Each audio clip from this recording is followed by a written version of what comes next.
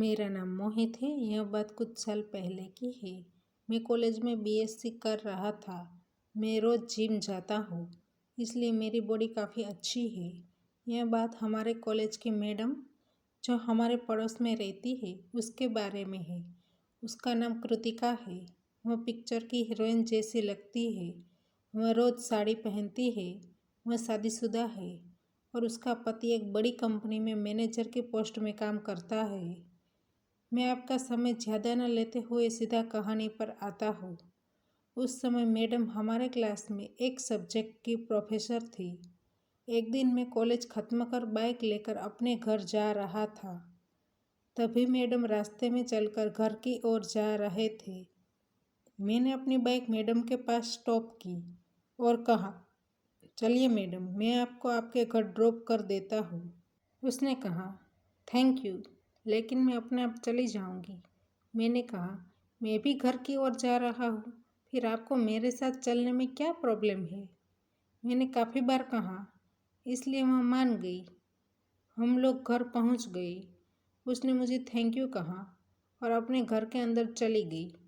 अब मुझे जब भी मौका मिलता था तब मैं मैडम को उसके घर तक ड्रॉप कर देता था।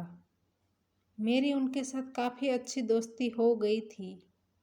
एक दिन अचानक मैं उसके घर गया। तभी अंदर से मुझे किसी औरत की रोने की आवाज़ आ रही थी। मैंने देखा तो मैडम रो रही थी और उसकी सास उसको डांट रही थी और उसको बोल रही थी कि तुम्हारी शादी को इतने साल हो जाने के बाद भी अभी तक कोई बच्चा नहीं है, इसलिए मैडम रो रहे थे। यह सुनकर मुझे मैडम के लिए बहुत दुख हो रहा था। दूसरे दिन मैडम ने मुझको उनके घर चाय पीने के लिए बुलाया। मैं रेडी होकर उसके घर गया। तब मैडम ने ब्लू कलर की साड़ी पहनी थी। उसको देखकर मुझे कुछ होने लगा था। उसने मुझे बैठने को बोला। फिर वह किचन में चाय लेने के लिए चली गई। फिर उसने चाय लाकर मुझे दी और मेरे पास आकर सोफे पर बैठ गई। फिर हम दोनों बातें करने लगे। थोड़ी देर बाद मैडम ने टीवी ऑन किया और उस पर रोमांटिक गाना आ रहा था। फिर अचानक मैडम ने मुझे पूछा, तुम्हारी कॉलेज में कोई फ्रेंड है? मैंने कहा, नहीं मैडम, कोई नहीं है। उसने कहा, शर्माओ मत, अभी मैं तुम्हारी मैडम नहीं हूँ, मैं तुम्हारी दोस्त हूँ। फिर मैंने उसको कहा, मुझे अभी तक आपके जैसी कोई खूबसूरत लड़की मिली नहीं है। मेरी बात सुनकर वह हंसने लगी और कहने लगी कि आप बदमाश लड़के मेरे साथ मजाक मस्ती करते रहते हो। मुझे ऐसा लगा कि मुझे आगे बढ़ने की तक मिल गई है और फिर मैं अपने घर आ गया। अब मैं दिन रात बस उसके ही सपने देखता रहता था। एक बार हमारे कॉलेज में 4 दिन की छुट्टी आई। मेरा नसीब कहो या भगवान की कृपा, मैडम की सास और उनके पति शादी के लिए गाँव गए थे। मैं मैडम के घर गया और डोरबेल बजाया। उसने दरवाज़ा खोला और मुझे अंदर आने को कहा। फिर वह मुझे पूछने लगी कि अचानक आज तुम कैसे? मैंने कहा, कुछ भी नहीं मैडम, मैं घर पर अकेला बोर हो रहा था, इसलिए मैं आपके साथ बैठने के लिए आ गया।